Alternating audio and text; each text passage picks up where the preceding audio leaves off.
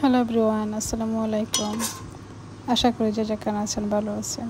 আলহামদুলিল্লাহ আমরাও ভালো আছি। আজকে নতুন আর একটা রেসিপি নিয়ে হাজির হয়েছি আপনাদের সাথে। আশা করি আপনাদের ভালো লাগবে।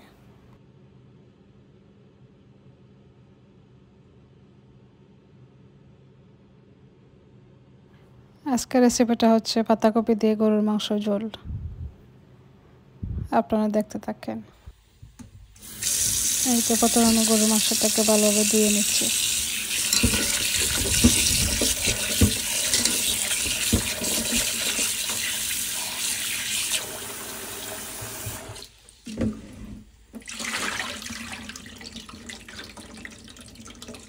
গরুর মাংসটাকে আমি অফ ক্যামেরাতে ধুয়ে নিচ্ছি ভালোভাবে, না আবার একটু ধুয়ে নিতাম আপনাদেরকে দেখাতে। নাহলে আপনারা বলবেন আমি গরুর মাংসটা ধোয়া হয়নি।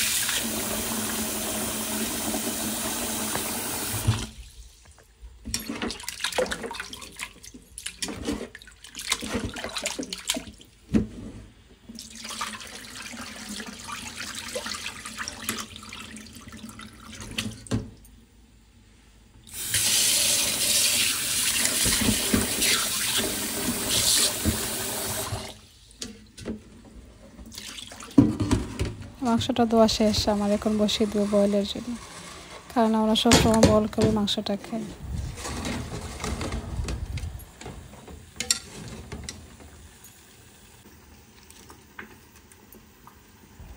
এখানে কিছু আমি গরম মশলা দিয়ে দিলাম, তেজপাতা দিলাম, দারচিনি দিলাম, সামান্য একটু কারি পাউডার দিয়ে দিলাম, কারণ মাংসটা বয়েল হওয়ার পর একটা স্মেল আসে, এই মশলাটা দিলে স্মেলটা আর আসে না। হয়ে গেছে, এখানে আমি রেখে দিয়েছি কী দিয়ে রান্না করবো। পাতাকপি টমেটো কেটে নিয়েছি, আদা রসুন রেখে দিয়েছি, পেস্টটাও দিয়েছি। এখন রান্নার পালা। এই তো একটা বসিয়ে দিলাম, প্রথমে দিয়ে দিলাম আদা রসুন গরম মশলা। একটু নাড়াচাড়া করে নিচ্ছি, ওটা একটু ব্রাউন হয়ে গেলে আমি দিয়ে দেবো। আমি এটা একটু ব্রাউন হবে, আদা রসুনটা যদি সুন্দর একটা স্মেল আসে তো ভালো লাগে।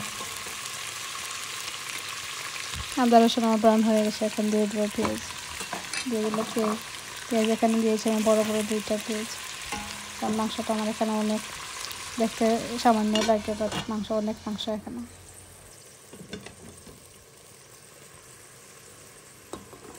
এই তো এখন দিয়ে দেবো মাংসটা একটু নাড়াচাড়া করে আমি মশলা একসাথে দিয়ে দেবো।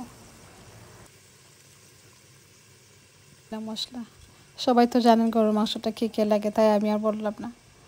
আমি শুধু এক্সট্রা কারি পাউডারটা দিয়ে দিয়েছি। আর আর গরম মশলা তো সবাই দেন। বাংলাদেশের পাঁচফোড়ন মশলাটা, এই মশলাটা আমার এত ভালো লাগে। আমি এটা তো আমার বোনে আমাকে সবসময় দিয়ে থাকে, এটার গ্রানটা আমার কাছে এত ভালো লাগে।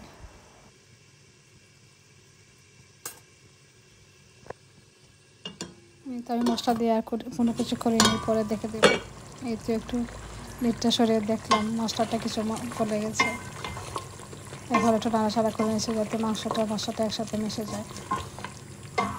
এখানে শুধু গরুর মাংসটা আপনাকে দেখাচ্ছি, আপনাদেরকে অনেকগুলো রান্না করেছি, সবগুলো রেসিপিটা দেখানো সম্ভব, তাই একটা রেসিপি আপনাদের সাথে শেয়ার করলাম। আবারও আমি লিডটা উল্টিয়ে দিলাম, দেখে দিলাম অনেক পানি বের হয়ে গেছে, আর একটু নাড়াচাড়া করে নিলাম। এখানে নতুন একটা ড্যাগ এনেছিলাম, আপনাদের সাথে শেয়ার করলাম, কেমন হয়েছে আমাকে বলবেন। আবারও উল্টিয়ে দিলাম, নাড়াচাড়া করে নেব। তো মাংসটা একটু নরম হয়ে আসছে, একটু করে দিয়ে দেবো আমি কপি, একটু করে পাতাকপিটাও দিয়ে দেবো।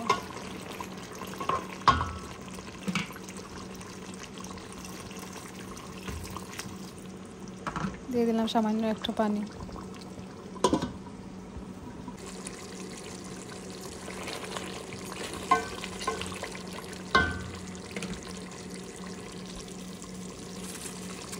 এই তো এখানে পাতাকপিটাও দিয়ে দেবো।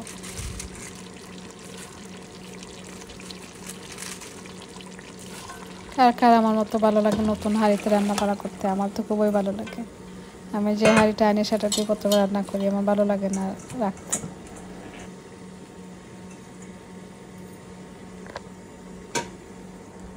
পাতাকপিটা দিয়ে আমি লিড লাগিয়ে দিব। এখন আমি আর নাড়াচাড়া করবো না। যে সময় একটু একটু যে সময় বড় বেলে আসবে তখন আমি নাড়াচাড়া করে নেব। সামান্য একটু নাড়াচাড়া করে নেব যাতে ভালোভাবে মিশে যায় মাংসের সাথে।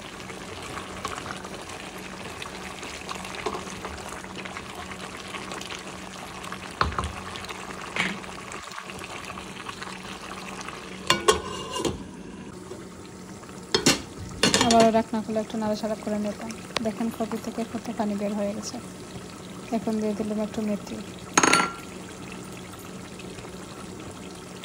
কবির মধ্যে মেথি দিলে অনেক খেতে ভালো লাগে, গ্রামটাও সুন্দর আসে। এই তো মোটামুটি আমার রান্নাটা হয়ে গেছে। একটু দেখিয়ে দিলাম আপনাদেরকে। এই যে কত পানি বের হয়ে গেছে। আমি আর পাতাকপির মধ্যে কোনো পানি দিইনি। এই পাতাকপির পানি দিয়ে আমি রান্না করব।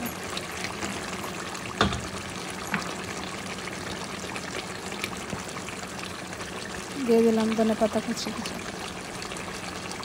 দিয়ে দেবো কাঁচামরিচ। কাঁচামরিচটা বেশি দিই না, আমি একটা দিয়েছি, জাল বের হয়ে যাবে তাই। এই তো আমার রান্নাটা হয়ে গেছে। কেমন হয়েছে বলতে ভুলবেন না আপনারা। এত সুন্দর হয়েছে আর খেতে তো দারুণ হয়েছে। ভিডিওটা দেখতে দেখতে শেষ প্রান্তে চলে এসেছি। যদি আমার ভিডিওটা আপনাদের কাছে ভালো লাগে প্লিজ সাবস্ক্রাইব করবেন, ভালো লাগলে শেয়ার করে দেবেন, এটা লাইক দিয়ে দেবেন। আজকের মতো এই পর্যন্তই। সবাই ভালো থাকবেন, সুস্থ থাকবেন। আল্লাহ হাফিজ, আসসালামু আলাইকুম। দেখা হবে নতুন কোনো ভিডিওতে নতুন কোনো দিন।